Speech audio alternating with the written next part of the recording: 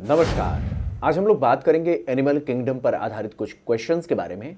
यहाँ पर मेरा मोटिव होगा कि किस तरीके से आप एनिमल किंगडम के हर एक क्वेश्चन का सलूशन बना सकें। इसमें ज़रूरी यह है कि आप हर लेवल के क्वेश्चंस और उसमें चारों ऑप्शंस कैसे दिए गए हैं उनमें हर लेवल पर आपका डीप एनालिसिस होना चाहिए, डीपर एनालिसिस होना चाहिए। और इसमें मैं आपको दिखाऊंगा कि कई बार ये होता है कि जो इस बार ऑप्शन बना था अगली बार उसी को क्वेश्चन के रूप में दे देते हैं। तो इसीलिए जरूरी है कि आपके पास मिक्स्ड क्वेश्चंस, चारों ऑप्शन सही तरीके से अगर पता होंगे तभी आप हर एक क्वेश्चन को सही कर पाएंगे। तो चलते हैं स्लाइड्स पर और पहले क्वेश्चन की ओर हम बढ़ेंगे। यहां पर पहला क्वेश्चन हमारे सामने स्पंजेस को लेकर के दिया गया है। स्पंजेस के अलावा कुछ और कैरेक्टरिस्टिक्स पर बेस्ड हमारे सामने यहां पर पॉइंट्स दिए गए हैं। तो पहला क्वेश्चन एक इनकरेक्ट स्टेटमेंट को चूज करने को लेकर के दिया गया है। इसमें हमें देखना है कि कौन सा स्टेटमेंट इनकरेक्ट है। इस आधार पर हमारे सामने 4 ऑप्शंस दिए गए हैं और उन्हीं के भीतर से हमें देखना होगा इनकरेक्ट ऑप्शंस, इनकरेक्ट स्टेटमेंट कौन सा है।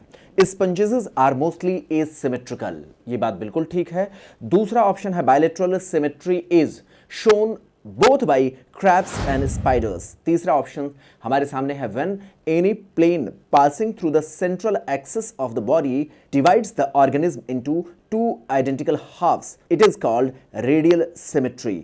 और चौथा ऑप्शन है bilateral symmetry is present universally in all vertebrates and invertebrates. तो इसमें से अगर हम चारों ऑप्शंस को देखेंगे तो क्लियरली एनसीईआरटी में मेंशन किया गया है कि स्पंजेस मोस्टली एसिमेट्रिकल होते हैं। बायलैटरल सिमेट्री आपको अगले इमेज में ही मैं आपको दिखाऊंगा किस तरीके से क्रैब्स और स्पाइडर्स शो करते हैं। तीसरा स्टेटमेंट भी बिल्कुल ठीक है कि रेडियल सिमेट्री का यही डेफिनेशन है कि when any plane passing through the central axis of the body divides organism into 2 identical halves is called radial symmetry। तो यह स्टेटमेंट भी बिल्कुल ठीक है। तो यहां पर जो चौथा ऑप्शन है bilateral symmetry is present universally in all vertebrates and invertebrates, यह स्टेटमेंट इसमें गलत साबित हो जाता है। तो यह क्वेश्चन एनसीईआरटी के पेज नंबर 47 पर आधारित है, उसके आसपास आपको यह मिल जाएगा स्टेटमेंट। और यहां पर आप देखेंगे फोर्थ ऑप्शन इनकरेक्ट है। तो चलते हैं अगले इमेज में देख लेते हैं कहां पर कौन कौन सी सिमेट्री होगी। एक इमेज के माध्यम से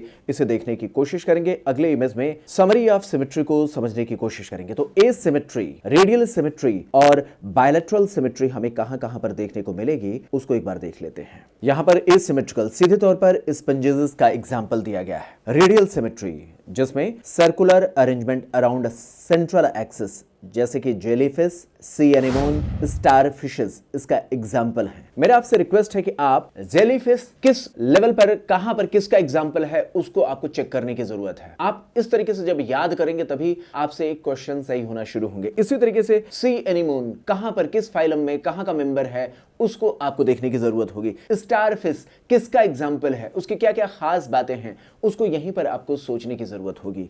और बायलैटरल सिमेट्री की बात करें, जितने भी वर्टिब्रेट्स हैं और कुछ इनवर्टिब्रेट्स वो बायलैटरल सिमेट्री को शो करते हैं। तो यहां पर जरूरी ये है कि किस लेवल पर क्वेश्चन कैसे आएगा। और जितने भी एग्जाम्पल हैं एक्चुअल में एनसीईआरटी में इतने पॉइंट्स दिए गए हैं जहां से अच्छे क्वेश्चन बनाए जा सकते हैं। बहुत सारे लोगों को लगता है, या कल भी जब हमारी बात हो रही थी तो उसमें बहुत सारे स्टूडेंट्स हमसे यही कह रहे थे कि ये बुक अच्छी है, वो बुक अच्छी है, लेकिन मुझे लगता है कि कई बार नीट उससे भी अच्छे लेवल के क्वेश्चन दे देते हैं क्योंकि उसमें फाइलम का नाम न दे करके, क्लास का नाम न दे करके वो सीधे लेवल पर वो एग्जाम्पल से क्वेश्चन को फ्रेम कर देते हैं। अब जैसे मान लीजिए स्पंजेस को न देकर स्पंजेस का कोई एग्जाम्पल देकर के बोले उसमें कौन सी सिमेट्री पाई जाएगी, तो पहले स्पंजेस के आपको एग्जाम्पल पता होना चाहिए, फिर आप समझ पाएंगे कि इस सिमेट्री का वो एग्जाम्पल होगा। इसी तरीके से रेडियल सिमेट्री के लिए अब कई बार फाइलम को लेकर के पूछ सकता है, कई बार ये होगा उसका एग्जाम्पल कौन सा है उसके आधार पर क्वेश्चन आपसे पूछ सकता है। बढ़ते हैं अगले क्वेश्चन की ओर और इसमें क्वेश्चन बॉडी कैविटी पर आधारित है। यहां पर नेक्स्ट क्वेश्चन जो हमारे सामने है वो स्यूडोसिलोमेट को आधार बनाते हुए मैंने दिया था। इसमें क्वेश्चन का स्टेटमेंट था body cavity is the cavity present between body wall and gut wall. In some animals the body cavity is not lined by mesoderm. यहां पर क्या कह रहे हैं, वो मेसोडर्म से लाइन नहीं है। ऐसे एनिमल क्या कहलाएंगे, एसिलोमेट, दूसरा उसका ऑप्शन है स्यूडोसिलोमेट, तीसरा ऑप्शन है सिलोमेट और चौथा ऑप्शन यहां पर दिया गया है हीमोसिलोमेट्स। यह एनसीईआरटी के किस स्टेटमेंट पर, किस पेज पर मिलेगा, 48 पेज पर यह स्टेटमेंट दिया गया है। तो यहां पर हमारा जो करेक्ट ऑप्शन होगा वो होगा स्यूडोसिलोमेट्स। स्यूडोसिलोमेट्स का यहां पर हम लोग बात एक बार तेजी से समराइज करने की कोशिश करेंगे एनिमल किंगडम के बारे में। एनिमल किंगडम में कौन सा ग्रुप किस लेवल का ऑर्गेनाइजेशन रखता है, उसकी सिमेट्री कैसी होगी, बॉडी कैविटी या सिलोम कैसा होगा और वो किस फाइलम से रिलेटेड है, उन सारी चीजों को एक बार हम लोग समराइज करेंगे। तो यहां पर देखिए सेलुलर लेवल की बात कही गई है। सेलुलर लेवल का बॉडी ऑर्गेनाइजेशन एग्जाम्पल कौन सा होगा, यहां पर हमारा एग्जाम्पल बनेगा पोरीफेरा। तो पोरीफेरा में cellular level of body organisation मिलता है। इसके बाद हम टिश्यू या उससे आगे के ऑर्गेनाइजेशन की बात करेंगे। टिश्यू लेवल पर जब हम चलते हैं तो यहां पर रेडियल या तो एग्जाम्पल होगा या तो बायलैटरल सिमेट्री का एग्जाम्पल होगा। रेडियल सिमेट्री कहां पर मिलती है? रेडियल सिमेट्री के हमारे सामने दो एग्जाम्पल होंगे, एक सिलेंट्रेटा और दूसरा टिनोफोरा। मैं आपको बताऊंगा सिलेंट्रेटा और टिनोफोरा के बीच में क्या डिफरेंसेस होते हैं। सिलेंट्रेटा और टिनोफोरा के बीच में डिफरेंसेस आगे हम लोग देखेंगे। रेडियल सिमेट्री के दो एग्जाम्पल, यहां पर सेलुलर लेवल का बॉडी ऑर्गेनाइजेशन कौन सा? पोरीफेरा में। अगर मैं बात कहूं टिश्यू लेवल का body organisation with radial symmetry, तो उसका सिलेंट्रेटा बेस्ट एग्जाम्पल है। इसी तरीके से बाद में चल करके हम ऑर्गन और ऑर्गन सिस्टम के लेवल के बॉडी ऑर्गेनाइजेशन की बात करेंगे। तो इसमें बायलैटरल सिमेट्री कहां से शुरू होती है? बायलैटरल सिमेट्री हमारी प्लैटीहेल्मिन्थेस, एस्कहेल्मिन्थेस और आगे के ग्रुप्स में देखने को मिलेगी। इसमें अब एक और पॉइंट हमें देखना होता है कि बॉडी कैविटी कैसी है, एसिलोमेट्स है या फाल्स सिलोम वाले हैं, स्यूडोसिलोमेट्स की बात हो रही है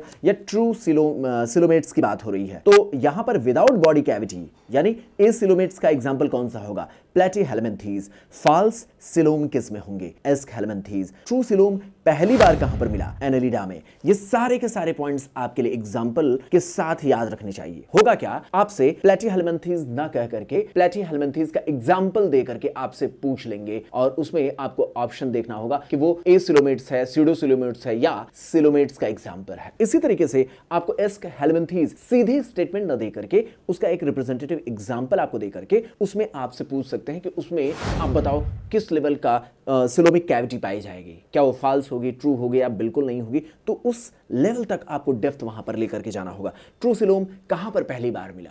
अब एनेलिडा ना बोल करके एनेलिडा का कोई रिप्रेजेंटेटिव एग्जांपल देकर के बना दे तो इसीलिए कहा जाता है ना कि जैसे इंग्लिश के 26 लेटर से बहुत सारी चीजें बन जाती हैं, वैसे ही एनसीईआरटी एक छोटा सा टॉपिक है लेकिन उसमें बहुत सारे क्वेश्चंस बनाने की संभावनाएं होती हैं। यहीं पर लास्ट में देखिए एनसीईआरटी ने मेंशन किया echinodermata exhibit radial or bilateral symmetry depending on the stage. ये बेहद जरूरी चीज थी। और नेक्स्ट क्वेश्चन की ओर बढ़ने से पहले हम एक बार बॉडी कैविटी को देखेंगे। तो यहां पर बॉडी कैविटी में एक बार फिर से हम कुछ रिप्रेजेंटेटिव एग्जांपल और इमेजेस की मदद लेंगे जिससे हमारा कॉन्सेप्ट क्लियर हो सके। तो यहां पर एसिलोमेट्स कैसे होते हैं, कहां किस लेवल पर दिखेंगे, यूसिलोमेट्स कैसे होते हैं और वो क्यों यूसिलोमेट्स कहे जाते हैं, स्यूडोसिलोमेट्स कौन से होते हैं और वो स्यूडोसिलोमेट्स क्यों कहे जाते हैं, उन सारी चीजों को समझने की कोशिश करेंगे। तो सबसे पहले हम चलेंगे यहां पर एसिलोमेट्स के बारे में। यहां पर देखिए एक्टोडर्म, मेसोडर्म, एंडोडर्म तीनों लेयर है लेकिन बॉडी वॉल और गट की वॉल के बीच में कोई कैविटी नहीं है। यहां पर आप देख सकते हैं यहां पर बॉडी वॉल और गट की दीवारों के बीच में कोई कैविटी नहीं है, इसीलिए इसे एसिलोमेट्स कहा गया है। अब एक बार एनसीईआरटी के एग्जांपल्स को ही देख करके इसका क्वेश्चन बनाने की कोशिश करते हैं। जैसे सीधे तौर पर आपसे दे दे कि फैशियोला है स्यूडोसिलोम या फिर एसिलोम या फिर सिलोमेट्स किसका एग्जांपल है, तो फैशियोला या लिवर फ्लूक करके अगर आपको क्वेश्चन दे देगा तो आप कंफ्यूज हो सकते हैं। ऐसे ही टीनिया हैव सिलोम या एसिलोमेट्स या स्यूडोसिलोमेट्स या सिलोमेट्स किसका एग्जांपल है, तो इसके रिप्रेजेंटेटिव एग्जांपल्स को ध्यान में रखते हुए आपको बात समझनी होगी। प्लैटीहेल्मिन्थेस के दूसरे और कौन कौन से कैरेक्टरिस्टिक्स हैं जिससे क्वेश्चन पूछा गया है, तो आपको ध्यान रखना है फ्लेम सेल्स करते क्या हैं। ऐसे ही आपको प्लैनेरिया का एग्जांपल भी आपको पता होना चाहिए, प्लैनेरिया किस बात के लिए इंपॉर्टेंट है, तो ये सारी चीजें आपके लिए जरूरी हो जाती हैं। बायलैटरल सिमेट्री, यहां triploblastic, acoelomate, organ level of body organisation, क्या खास बात है इसकी, ये सारे स्टेटमेंट प्लैटीहेल्मिन्थेस के हमारे लिए जरूरी हो जाते हैं। इसके बाद तो चलते हैं यहां पर देखते हैं स्यूडोसिलोमेट्स के बारे में। स्यूडोसिलोम कहां पर पाया जाएगा? स्यूडोसिलोम का मतलब क्या होता है? फॉल्स कैविटीज का एक मतलब होता है और इसमें body cavity, fluid filled body cavity तो होगी लेकिन यह मेसोडर्म से पार्टली लाइंड होगी। और इस तरीके से यहां पर हम देख सकते हैं स्लाइड में राउंड वर्म के एग्जांपल में आप देखिए मेसोडर्म इस लेवल पर तो है लेकिन जो गट की वॉल है उसको सराउंड नहीं कर रहा है। मेसोडर्म गट की वॉल को सराउंड नहीं कर रहा है, इसलिए कहा जाता है ये स्यूडोसिलोम है। यहाँ कैविटी तो है लेकिन एक ही पार्टली यहाँ पर मेसोडर्म बॉडी की कैविटी को सराउंड कर रहा है, गट वॉल से इसका अटैचमेंट नहीं है। जबकि इसके अगेंस्ट जहां ट्रू सिलोम आप कहते हैं, यू सिलोम आप कहते हैं, एनेलिडा, मोलस, आर्थ्रोपोडा, इकाइनोडर्मेट्स, कॉर्डेट्स जो इसके एग्जाम्पल बनते हैं, वहां पर आप देखें गट की वॉल और बॉडी की वॉल दोनों के लेवल पर आपको मेसोडर्म की कवरिंग आपको देखने को मिलेगी। बॉडी कैविटी यहां पर आप देख सकते हैं, बॉडी कैविटी और ये गट की दीवारें।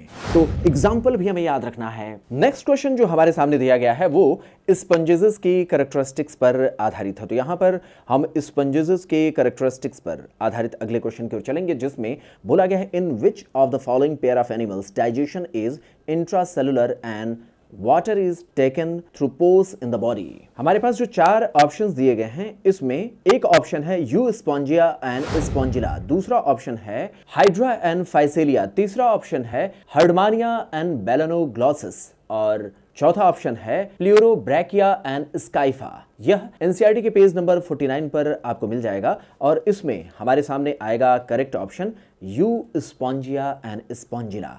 यह हमारा करेक्ट ऑप्शन है। आपको यहां पर ध्यान रखना होगा कि डाइजेशन इंट्रासेलुलर है और पोर्स के द्वारा वाटर बॉडी के भीतर जा रहा है। जाहिर सी बात है पोरीफेरा की बात कर रहे हैं और देखिए पोरीफेरा स्पंजेस की बात कर रहे हैं, लेकिन इन्होंने स्पंजेस पोरीफेरा ना कह करके उसका रिप्रेजेंटेटिव एग्जाम्पल दे दिया है, रिप्रेजेंटेटिव एग्जाम्पल। और आपको पता है ना ये एसिमेट्रिकल एनिमल है, प्रिमिटिव लेवल का मल्टी सेलुलर एनिमल है जिसमें cellular level of body organisations पाई जाती है। यहां पर वाटर ट्रांसपोर्ट या कैनाल सिस्टम पाया जाता है। वाटर कैसे एंटर करता है? वाटर एंटर करता है कुछ छोटे छोटे पोर्स के द्वारा जिसे हम ऑस्टिया कहते हैं और उसके बाद ये पहुंचता है भीतर की ओर स्पॉन्जोसील की ओर और उसके बाद ये बाहर निकलने के लिए आस्कुलम की मदद लेता है। यह कैसे काम करता होगा उसको देखने के लिए हम एक इमेज की मदद लेंगे। यहां पर देख सकते हैं, इसमें आप देख सकते हैं एक एक्सपेरिमेंट किया जा रहा है जिसमें वाटर कैनाल सिस्टम को देखने की कोशिश की जा रही है। आप इमेज में देखेंगे तो किस तरीके से ऑस्टिया जो माइन्यूट पोर्स हैं उसके द्वारा कलर्ड सब्सटेंस अंदर एंटर कर रहा है, स्पॉन्जोसील में पहुंच रहा है और बाहर की ओर निकलते समय वो ऑस्कुलम की मदद ले रहा है। यहां पर कौन कौन सी लाइनिंग कहां पर पाई जाएगी ये सारी चीजें आपको पहले बताई जा चुकी हैं, इसलिए मैं बहुत डिटेल में नहीं बताऊंगा। आपको पता है कोइनोसाइट्स कहां पर पाए जाएंगे। डाइजेशन पोरीफेरा में कैसा होता होगा? इंट्रासेलुलर होता है और इसके भीतर बॉडी खड़ी रहे, अपनी संरचना बनाई रहे, इसके लिए स्केलेटन किसका बना होता है? स्पिक्यूल या स्पॉन्जिन फाइबर्स का बना हुआ होता है। ये सारी चीजें जरूरी हैं। अब एक खास बात ये कि इसमें फर्टिलाइजेशन इंटरनल होता है और डेवलपमेंट इनडायरेक्ट होता है। ये सारी चीजें पता होना चाहिए। एग्जाम्पल दे करके जब आपसे क्वेश्चन पूछा जाए तो क्वेश्चन थोड़ा सा हमारे लिए टफ बन जाता है। अब मेरा आपसे रिक्वेस्ट यह है कि आप खुद से सर्च करेंगे, बताएंगे हाइड्रा, फाइसेलिया, हर्डमानिया, बेलेनोग्लॉसिस कहां पर किस फाइलम का मेंबर है, कहां पर उन्हें रखा गया है, उसकी डिटेल स्टडी आपको करना है। तो एक एक एग्जाम्पल जब आप याद रखेंगे तभी इन सारी चीजों पर आपका बेहतर कमांड बन पाएगा। तो मेरा आपसे रिक्वेस्ट है कि आप सही तरीके से देखेंगे यू स्पॉन्जिया या फिर स्पॉन्जिला या हाइड्रा, फाइसेलिया जितने भी ग्रुप्स हैं वो कहां पर अवेलेबल हैं उसको आपको देखने की जरूरत होगी। फाइलम पोरीफेरा के एग्जांपल्स को एक बार फिर से देख लेते हैं। यहां पर देखिए वाटर कैनाल सिस्टम जिसमें आगे चल करके बहुत सारे इसने अपने लेवल पर एडवांसमेंट किया। हालांकि एनसीईआरटी ने नहीं दिया है इसलिए हमें पढ़ने की जरूरत नहीं है, लेकिन इसने अपने आप में फाइलम पोरीफेरा के मेंबर्स ने जितना हो सका वैसा नेचर में अपना एडवांसमेंट किए हुए हैं। जैसे एस्केनोइड, साइकोनोइड, ल्यूकोनोइड, ये सारे अलग अलग एग्जांपल्स हैं, लेकिन आपके लिए जरूरी नहीं है जानना, ये इसके एडवांसमेंट हैं। अगले क्वेश्चन की ओर चलेंगे। अगले क्वेश्चन में सीधे तौर पर एक स्टेटमेंट दिया गया है। क्या है स्टेटमेंट उसको हमें देखना होगा। यहां पर विच of the following pairs of organism possess stinging cells, nematocysts। तो इसमें नेमेटोसाइट्स किस पेयर ऑफ एनिमल्स में पाया जाएगा? स्टिंगिंग सेल्स या नेमेटोसाइट्स कहां पर मिलेंगे? अब देखिए यहां पर इसने क्या किया, एग्जाम्पल देकर के आपसे पूछा है। मुश्किल हो गया ना, इसलिए जरूरी है कि हमें एक एक एग्जाम्पल पता होना चाहिए। जैसे सी फैन, सी पेन, दूसरा कोबरा स्कॉर्पियन, इसके बाद तीसरा है कॉकरोच और मॉस्किटो और चौथा है वैस्प एंड हनी बी। यह क्वेश्चन एनसीईआरटी के पेज नंबर 50 पर आधारित है। अब इस तरीके के क्वेश्चंस में अब आप समझ सकते हैं नेमेटोसाइट्स कहां पर मिलेंगे ये तो आपको पता है, लेकिन उसका रिप्रेजेंटेटिव एग्जाम्पल दे दिया गया तो आपके लिए मुश्किल हो जा रहा है। तो यहां पर हमारा जो करेक्ट ऑप्शन होगा वो ऑप्शन है ए। क्या ऑप्शन है हमारा? सी फैन और सी पेन। ये हमारा करेक्ट ऑप्शन बनेगा। एनसीईआरटी के पेज नंबर 50 पर आप जाएंगे तो ये सारी चीजें आपको पता चल जाएंगी। मेरा आपसे रिक्वेस्ट है, वेस्ट हनीबी कहां पर रखे गए हैं एनिमल किंगडम में, सी पैन, सी पेन किसका दूसरा नाम है, वो सारी चीजें आपको पता होना चाहिए। अब जैसे सिलेंट्रेटा या निडेरिया के फाइलम में कौन कौन से एग्जांपल्स हैं, एक बार उसको समराइज कर लें। ऐसे ग्रुप बनाकर अगर आपसे पूछ रहे अगली बार एम्स या नीट में, पोर्तुगीज मैन ऑफ वॉर किसे कहा जाता है? फाइसेलिया को। एडेम्सिया दूसरा नाम क्या है? सी एनिमोन है। पेन्नाटुला सी पेन, जॉर्जिया सी फैन और मियेंड्राइना या ब्रे कोरल कहलाता है। तो ये सारे एग्जांपल्स अगर आपको पता होंगे तो अच्छे तरीके से समझ में आ जाएगा। तो एनसीईआरटी के पेज नंबर 50 पर आप जाएंगे, सिलेंट्रेटा के मेन कैरेक्टरिस्टिक्स आपको याद रखने हैं। यहां पर निडोब्लास्ट या निडोसाइट्स क्या होते हैं उसके बारे में आपको पता होना चाहिए। और यहीं पर आप थोड़ा सा देखने की कोशिश करिएगा सिलेंट्रेटा से टिनोफोरा को अलग कैसे किया गया। इसमें आप पेज नंबर 50 पर ही देखेंगे पॉलिप और मेडुसा, इसमें कौन सा फॉर्म सिसाइल होता है, कौन सा मूवेबल होता है, किसमें कौन सा फॉर्म मिलेगा, ये सारी चीजें आपके लिए बेहद जरूरी होती हैं। ऑरेलिया का दूसरा नाम क्या है वो भी आपको याद रखना है। जेली फिशेस, कई बार ये भी पूछा जाता है इसमें फॉल्स फिशेस कौन सी हैं, तो एनसीईआरटी कई लेवल पर क्वेश्चन पूछ सकता है। जेली फिशेस, फिशेस तो है नहीं लेकिन नाम फिशेस का रखा गया है, तो ऑरेलिया एक रिप्रेजेंटेटिव एग्जाम्पल बन सकता है। बहुत सारी चीजें आपसे क्वेश्चन बन सकती हैं। मेटाजेनेसिस कहां पर होगा, अल्टरनेशन ऑफ जनरेशन कहां पर, किस लेवल पर होगा, उसका कौन एग्जाम्पल बनेगा, ये सारी चीजें सिलेंट्रेटा में आपके सामने क्वेश्चन बन सकती हैं। चलिए एक बार देख लेते हैं निडोसाइट्स या निमेटोसाइट्स या स्टिंगिंग सेल्स के एग्जाम्पल के आधार पर एक देख लेते हैं ये कहां पर पाए जाते हैं। तो फाइलम निडेरिया में एपिडर्मिस के लेवल पर कुछ स्पेशलाइज्ड सेल्स होती हैं जिन्हें निडोसाइट्स, निडोसिस्ट या निमेटोसिस्ट कहते हैं। तो यहां पर निडोब्लास्ट या निडोसिस्ट, ये जो हमारा एग्जाम्पल है, स्टिंगिंग कैप्सूल्स जो नेमेटोसिस्ट के रूप में जाने जाते हैं, उनके लेवल पर हमें बात करनी होगी। तो यहां पर नेमेटोसिस्ट, निडोसिस्ट, मिजोग्लिया, गैस्ट्रोडर्मिस, ये लेयरिंग किस लेवल पर है, उन सारी चीजों को भी ध्यान में रखने की जरूरत है। यहां आपको मिजोग्लिया कहा गया है, मिजोडर्म नहीं कहा गया है। इसका मतलब यह है कि ट्रिप्लोब्लास्टिक जो एनिमल्स हैं वो अभी स्टार्ट नहीं हुए हैं, हमें आगे जाकर के ट्रिप्लोब्लास्टिक एनिमल्स के बारे में पता चलेगा। तो यहां पर जो आपको दिखाया गया है वो है मिजोग्लिया, ये मिजोडर्म नहीं है। जो बीच में लेयरिंग दर्शाई गई है यहां ब्राउन कलर की, वो मिजोग्लिया की है। बाहर की ओर आप देख रहे हैं एपिडर्मिस और भीतर की ओर देख रहे हैं गैस्ट्रोडर्मिस। यहां एपिडर्मिस में ही आप निडोसिस्ट या निमेटोसिस्ट के एग्जाम्पल को देख रहे हैं, एक स्पेशलाइज्ड सेल्स होती हैं। बाकी चीजें आपको पता है, आपको ध्यान रखना है, निमेटोसिस्ट आपको याद रखना है। इसके बाद टिनोफोरा पर आधारित एक क्वेश्चन की बात कर लेते हैं। टिनोफोरा में हमसे जानने की कोशिश किया है इसके बेसिक कैरेक्टरिस्टिक्स को, और इसकी बेसिक कैरेक्टरिस्टिक्स टिनोफोरन्स की है सेक्सुअल मीन से, केवल और केवल सेक्सुअल मीन से रिप्रोडक्शन करने की टेंडेंसी। सवाल ये पूछा गया which one of the following group of animals reproduces only by sexual means. अब आप चारों ऑप्शन देखेंगे तो निडेरिया बिल्कुल नहीं, पोरीफेरा बिल्कुल नहीं, यहां प्रोटोजोआ और ये सारे प्रिमिटिव एनिमल्स हैं, इन्हीं में से टिनोफोरा को लेंगे। टिनोफोरा और निडेरिया काफी हद तक एक दूसरे के साथ रहे हैं, लेकिन बाद में इसे अलग कर दिया गया। टिनोफोरा का दूसरा नाम क्या है? सी वॉलनट है, या इसे कॉम्ब जेलीज कहते हैं। जेलीफिश किसे कहते हैं वो आपको पता है। कॉम्ब जेलीज किसको कहते हैं? टिनोफोरन्स के कहते हैं। ये एक्सक्लूसिवली मैरीन है। सवाल ये भी पूछा जाता है एक्सक्लूसिवली मैरीन कौन कौन से ग्रुप हैं? इसमें रेडियल सिमेट्री पाई जाती है, ये भी डिप्लोब्लास्टिक है, ट्रिप्लोब्लास्टिक नहीं है। इसके अलावा कॉम्प्लेट्स इसमें पाई जाती हैं। आप देखेंगे एनसीईआरटी ने क्लियरली मेंशन किया है कि यहां रिप्रोडक्शन सेक्सुअल रिप्रोडक्शन के द्वारा ही होता है और फर्टिलाइजेशन एक्सटर्नल होते हैं। इसके एग्जाम्पल टिनोफोरा को ध्यान में रखना है। टिनोफोरा और टिनोफोरा के जो एग्जाम्पल हैं प्लूरोब्रैकिया, इसको लेकर के अगर क्वेश्चन बना दिया जाए तो काफी टफ हो जाएगा। जैसे सवाल यही रहे और यहां पर चार ऑप्शन दे दे, निडेरिया का एक एग्जांपल दे दे, पोरीफेरा का, प्रोटोजोआ का और टिनोफोरा का एक एग्जांपल दे दे, तो यही क्वेश्चन टफ हो जाएगा। अब सवाल यह भी है कि क्यों टिनोफोर्स को अलग किया गया निडेरियन से। तो मेन डिफरेंसेस ये था कि निडेरिया और टिनोफोरा, इसमें एक तो बात ये रहा कि टिनोफोरा के जो भी मेंबर्स हैं, अगर आप उसका एग्जांपल देखेंगे तो देखिए उसमें तैरने के जैसी कुछ स्ट्रक्चर्स हैं। जाहिर सी बात है टिनोफोरन्स हमेशा मोबाइल होते हैं, जबकि निडेरियंस सेसाइल भी हो सकते हैं, मोबाइल भी हो सकते हैं। अगर आप देखेंगे तो देखिए फिगर 4.8 एनसीईआरटी का, जहां पर टिनोफोरा का एग्जांपल जो दिया गया उसमें प्लूरोब्रैकिया का एग्जांपल देकर के दिखाया गया कि वो मूवेबल एनिमल है। इसी तरीके से दूसरा डिफरेंसेस ये था कि निडेरिया रेडियल सिमेट्री शो करती है, जबकि टिनोफोरा बायलैटरल सिमेट्री शो करती है।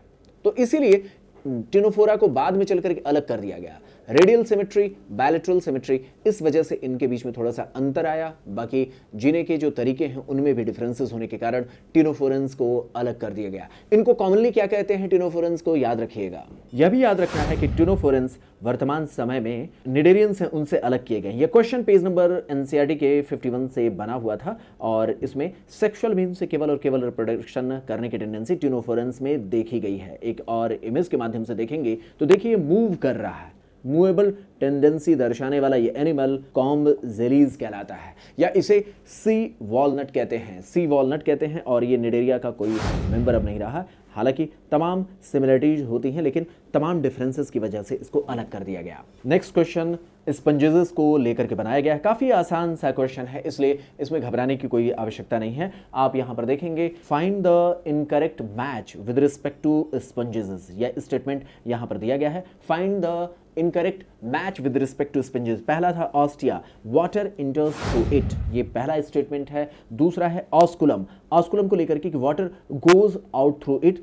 तीसरा ऑप्शन है कोइनोसाइट्स, कॉलर सेल्स आर अब्सेंट्स, क्या कॉलर सेल्स यहाँ अब्सेंट होते हैं? बिल्कुल नहीं। स्पॉन्जोसेल्स बॉडी की कैविटी होती या नहीं? ये चार ऑप्शंस हमारे सामने। तो इस क्वेश्चन में जो कहा गया है कि इनकरेक्ट मैच कौन सा होना चाहिए, इनकरेक्ट मैच स्पंजेस पर आधारित ये क्वेश्चन है और इसमें सीधे तौर पर जितने भी स्टेटमेंट दिए गए ऑस्टिया को लेकर के, ऑस्कुलम को लेकर के या स्पॉन्जोसील्स को लेकर के जो स्टेटमेंट दिए गए हैं सारे के सारे स्टेटमेंट सही हैं। कोइनोसाइट्स की प्रेजेंस होती है, कॉलर सेल्स वहां पाए जाते हैं, ये बिल्कुल ठीक बात है। यह एनसीईआरटी के पेज नंबर 50 पर आधारित क्वेश्चन बिल्कुल सही है। इसमें ए बी डी ऑप्शन ठीक रहें, सी ऑप्शन गलत है, कॉलर सेल्स पाए जाते हैं। और इसलिए हमारे सामने पोरीफेरा की एक बार स्ट्रक्चर बनाकर जब देखेंगे तो वो सारी चीज़ें क्लियर हो जाती हैं। यहाँ पर स्पेक्यूल्स एनसीईआरटी ने मेंशन किया, उसको भी आप देख सकते हैं। यहाँ कोइनोसाइट्स की जो प्रेजेंस वाली रीजन है उसको भी देख सकते हैं, स्पॉन्जोसील्स को देख सकते हैं, ऑस्कुलम को देख सकते हैं, ऑस्टिया को आप देख सकते हैं जहाँ से वाटर एंटर करता है। तो ये सारी चीज़ें आपके सामने दर्शाई गई हैं और यहाँ पर हम क्लियरली इसको मेंशन कर सकते हैं। ये इस रीजन में देख सकते हैं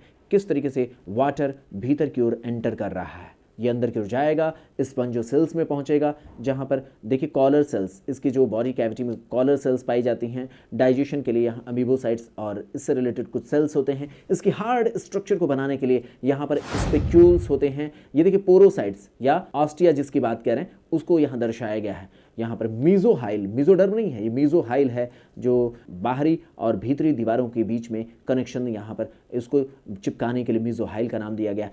पानी के बाहर की ओर फ्लो निकालने के लिए ऑस्कुलम दर्शाए गए हैं। तो ये आपको स्ट्रक्चर स्पेशली यहाँ पर दिखाया गया है। अगला क्वेश्चन भी मैंने काफ़ी आसान बनाया था ताकि आप लोगों का कॉन्फिडेंस बना रहे। और अगला क्वेश्चन में इन करेक्ट पाथवे को लेकर के, तो अभी मैंने जिस चीज़ को एक्सप्लेन किया है वही बात यहाँ पर क्वेश्चन के रूप में पूछ लिया गया है। Choose the correct pathway of water flow in the canal system of Porifera. पहला ऑस्कुलम स्पॉन्जोसेल ऑस्टिया टू एक्सटीरियर, दूसरा ऑस्टिया ऑस्कुलम स्पॉन्जोसेल एक्सटीरियर, तीसरा यहाँ पर स्पॉन्जोसेल ऑस्टिया ऑस्कुलम एक्सटीरियर और चौथा ऑप्शन ऑस्टिया स्पॉन्जोसेल। आपको पता है इसमें कोई ज़्यादा मुश्किल बात नहीं है। आप एनसीईआरटी के पेज नंबर 49-50 के आसपास में जब रहेंगे तो इसका ऑप्शन आपको पता चल जाएगा। इसका ऑप्शन क्या है? इसका ऑप्शन होगा डी। और इसमें हम जानते हैं किस तरीके से वाटर ऑस्टिया से स्पॉन्जोसेल ऑस्कुलम और उसके बाद बाहर निकल जाता। अभी मैंने इमेज में इसको दिखाया था। नेक्स्ट क्वेश्चन काफ़ी अच्छा है क्योंकि उसमें कई लेवल पर आपको मिक्स प्रॉब्लम सॉल्व करने का एक प्रैक्टिस बनेगा। जब तक आप मिक्स क्वेश्चन नहीं लगाएंगे तब तक एनिमल किंगडम में आपको कॉन्फिडेंस बनाना थोड़ा मुश्किल हो जाएगा। तो यहाँ पर रीड द फॉलोइंग स्टेटमेंट, इस तरीके से इंस्ट्रक्शन दिया गया। और पहला स्टेटमेंट है excretory organ of arthropods are Malpighian tubules and green glands. दूसरा स्टेटमेंट है blood of arthropod is yellow. बिल्कुल नहीं, ये बात गलत है। तीसरा स्टेटमेंट है in insects respiratory gaseous section occurs through trachea. चौथा ऑप्शन है Bombyx is commonly called silk worm. और पांचवा ऑप्शन यहां पर बनेगा, यहां पांचवा ऑप्शन है किंग क्रैब और हॉर्स शू क्रैब इज लाइबुलस। तो कौन सा स्टेटमेंट करेक्ट है? तो ये आपको खुद खोजना है। आपको देखना होगा आर्थ्रोपोड्स में ये स्टेटमेंट दिया गया है या नहीं। ब्लड आर्थ्रोपोड का कैसा होता है? इंसेक्ट्स में रेस्पिरेटरी गैसियस एक्सचेंज कैसे होता होगा? बॉम्बैक्स को कॉमनली क्या कहते हैं, किंग क्रैब या हॉर्सशू क्रैब किसका नाम है, ये चीज़ आपको देखना होगा। तो इसमें कौन कौन से स्टेटमेंट सही हैं आपको पता होना चाहिए। पहला, तीसरा और पांचवा ऑप्शन इसमें ठीक है, बाकी तो सारी चीज़ें आपको पता है कौन सी चीज़ें कैसे गलत होंगी। थोड़ी सी प्रैक्टिस करने की कोशिश कीजिए, फिर इस तरीके के क्वेश्चंस का ऑप्शन दे पाना आसान हो जाएगा। यह एनसीईआरटी के मिक्स प्रॉब्लम्स पर आधारित 53 और उसके आसपास के पेजेस पर आधारित ये क्वेश्चन दिया गया था और इसमें ऑप्शन बनेगा 1, 3 एंड 5। नेक्स्ट स्टेटमेंट मोलस्का के कैरेक्टरिस्टिक्स पर आधारित दिया गया है। यहां पर आप देखेंगे मोलस्का को लेकर के एनिमल किंगडम के इस टेस्ट में जो क्वेश्चन हमने बनाया था उसमें हमने पूछा था बॉडी ऑफ मोलस्क पर आधारित क्वेश्चन। तो मोलस्क की बॉडी की स्ट्रक्चरल प्लान कैसी होती है इस पर आधारित क्वेश्चन था और इसमें पहला ऑप्शन था body of mollusc usually remain covered by calcareous shell, दूसरा सेगमेंटेशन इसमें पाया जाता है, तीसरा possess distinct head visceral hump but lack muscular foot और चौथा था लैक बायलैटरल सिमेट्री। अगर आप एनसीईआरटी को देखेंगे तो इसमें ये सारी चीजें आपको मिल जाएंगी। आपको पता है एनसीईआरटी ने बोला है सेकंड लार्जेस्ट एनिमल फाइलम। दूसरी बात यहां पर दिया गया है ये बायलैटरली सिमेट्रिकल होते हैं, ट्रिप्लोब्लास्टिक हैं, सिलोमेट एनिमल्स हैं और बॉडी इनकी सेगमेंटेड नहीं है, अनसेगमेंटेड होती है। बॉडी का एक प्लान होता है जिसमें बॉडी की सरफेस पर कैलकैरियस शेल पाए जाते हैं। बॉडी अनसेगमेंटेड होती है, जबकि यहां पर देखिए कह रहे हैं usually covered by calcareous shell, बिल्कुल ठीक बात है। पोजेस सेगमेंटेशन गलत बात है, यही स्टेटमेंट इसमें गलत है। आप एनसीईआरटी में देखेंगे तो आपको समझ में आ जाएगा। इसमें डिस्टिंक्ट हेड विसरल हम्प ये सारी चीजें होती हैं और इसके साथ साथ इसमें मस्कुलर फुट होता है, जिसे आप समझ सकते हैं कि यहां पर डिस्टिंक्ट हेड, मस्कुलर फुट और विसरल हम्प ये सारी चीजें यहां पर पाई जाती हैं। तो इसलिए यह स्टेटमेंट भी गलत हो जाता है। देखिए इन्होंने क्या कहा, बट लैक मस्कुलर फुट, तो ये भी गलत बात है। इसमें दो स्टेटमेंट गलत मिल रहा है। लैक बायलैटरल सिमेट्री, तो ये बात भी गलत है। तो इस तरीके से सही स्टेटमेंट क्या है, usually remains covered by a calcareous shell, यानी हमारा जो ऑप्शन करेक्ट मिलेगा वो होगा ऑप्शन ए। एनसीईआरटी के पेज नंबर 53 के आधार पर बनाया गया क्वेश्चन जिसमें पहला ऑप्शन ही केवल सही बनेगा। तो इसमें क्या है, usually remain covered by a calcareous shell. इस चीज को एक इमेज के माध्यम से हम लोग देखने की कोशिश करेंगे बॉडी प्लान ऑफ मोलस्का को आधार पर। यहां पर आप देखने की कोशिश करेंगे कहां पर मस्कुलर फुट की प्रेजेंस पाई जाती है। यहां पर देखिए मस्कुलर फुट है, यहां पर मेंटल कैलकैरियस शेल है, यहां फुट दिखाया गया है, आप देखेंगे फुट। इसके अलावा विसरल मास या विसरल हम्प भी इसकी बॉडी में पाया जाता है। तो ये कई सारी चीजें होती है। विसरल मास जिसे कहा जा रहा है, यहां पर देखिए ये जो विसरल मास है ये सॉफ्ट एपिथेलियम के द्वारा कवर्ड होता है और इसमें कौन कौन से ऑर्गन्स पाए जाते हैं, डाइजेशन के ऑर्गन्स, एक्सक्रीशन और रिप्रोडक्शन से संबंधित ऑर्गन्स पाए जाते हैं।